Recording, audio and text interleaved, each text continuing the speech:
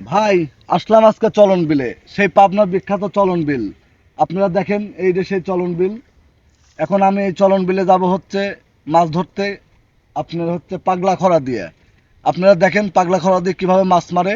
তারপর আমি আপনাদের বিস্তারিত বলতেছি এসে।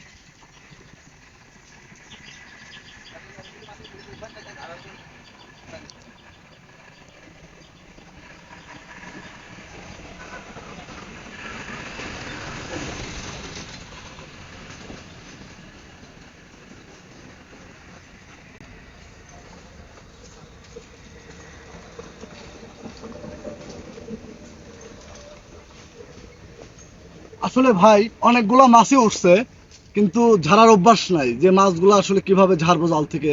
অভ্যাস না থাকলে যা হয়, যার কারণে আরেকজনকে আমার হেল্প নেওয়া লাগলো। তো ঠিক আছে, সবাই ভালো থাকবেন। আল্লাহ হাফেজ।